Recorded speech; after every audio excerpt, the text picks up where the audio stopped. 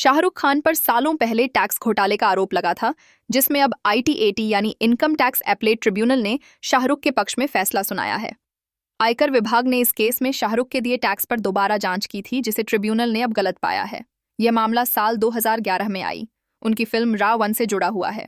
अब इस केस में शाहरुख खान को बड़ी जीत मिली है। दरअसल रावण फिल्म शाहरुख खान की ही कंपनी रेड चिलीज के बैनर तले बनी थी, यानी शाहरुख फिल्म के प्रोड्यूसर थे। फिल्म की कमाई के बाद इसके टैक्स को लेकर विवाद शुरू हुआ। शाहरुख और रेड चिलीज एंटरटेनमेंट के बीच हुई डील के मुताबिक फिल्म की 70% शूटिंग यूके में होनी थी, इसलिए 70% आय पर लगने वाले टैक्स को विदेश में ही देना था और बाकी का भारत में। फिर इस फिल्म के बाद शाहरुख ने इनकम टैक्स रिटर्न में 83 करोड़ रिटर्न दिखाया था, मगर आयकर विभाग को संदेह था कि शाहरुख ने इस इनकम की पूरी जानकारी नहीं दी है।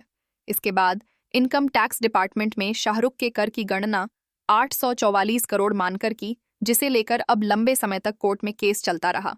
अब आईटीएटी ने फैसला सुनाया है कि आयकर विभाग द्वारा मामले की दोबारा जांच कानूनी रूप से सही नहीं थी। साथ ही यह भी कहा कि 4 साल की अवधि के बाद दोबारा मूल्यांकन करना कानूनी रूप से उचित नहीं है। दैनिक भास्कर की रिपोर्ट के मुताबिक आईटीएटी की संदीप सिंह और गिरीश अग्रवाल की बेंच ने अपने आदेश में रीअसेसमेंट प्रोसेस को अमान्य बताया। ट्रिब्यूनल ने कहा कि 4 साल के नियम के बाद दोबारा जांच में इनकम टैक्स अधिकारी कोई नया सबूत नहीं ला सके। उन्होंने कहा कि दोबारा जांच की कार्यवाही एक से ज्यादा आधारों पर कानूनन गलत थी। यह धारा 147 के प्रावधानों के अनुरूप नहीं थी, इसलिए इसे रद्द किया गया। उन्हें शाहरुख के खिलाफ कोई सबूत नहीं मिला। शाहरुख खान ने रावण के वक्त यूके की कंपनी विनफोर्ड प्रोडक्शन के जरिए टैक्स का भुगतान किया था। उस वक्त टैक्स अधिकारियों ने तर्क दिया था कि इस भुगतान व्यवस्था से भारत के राजस्व को नुकसान हुआ। अधिकारियों ने शाहरुख के विदेशी टैक्स क्रेडिट के दावे को खारिज कर दिया था। वैश्विक आय पर देना पड़ता है टैक्स। भारत में भारतीय नागरिक को अपनी वैश्विक आय के हिसाब से टैक्स देना पड़ता है। टैक्स संधियों में विदेशी टैक्स क्रेडिट का प्रावधान है, यानी अगर कोई भारतीय विदेश में टैक्स देता है तो वह भारत में देने वाले टैक्स से उस देनदारी को घटा सकता है। इससे एक ही आय पर 2 बार टैक्स देने से बचा जा सकता है। खैर, रावण फिल्म की बात करें तो इसे अनुभव सिन्हा ने बनाया था।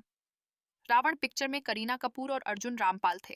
जिस वक्त ये रिलीज हुई थी बुरी तरह पिटी थी, मगर वक्त के साथ फिल्म को खूब पसंद किया गया। इस फिल्म को समय से आगे की फिल्म कहा जाने लगा। रावण मीम कल्चर का भी हिस्सा बनी, जिसके बाद इसकी पॉपुलर और ज्यादा बढ़ गई। शाहरुख के वर्क फ्रंट की बात करें तो वह जल्द ही किंग नाम की फिल्म में नजर आने वाले हैं, जिसकी शूटिंग जल्दी ही शुरू होगी। मूवी में सुहाना खान और अमिताभ बच्चन होंगे। इसे पठान वाले सिद्धार्थ आनंद डायरेक्ट करेंगे। इस खबर पर आप क्या सोचते हैं? हमें कमेंट बॉक्स में ज़रूर बताएं। कमेंट बॉक्स में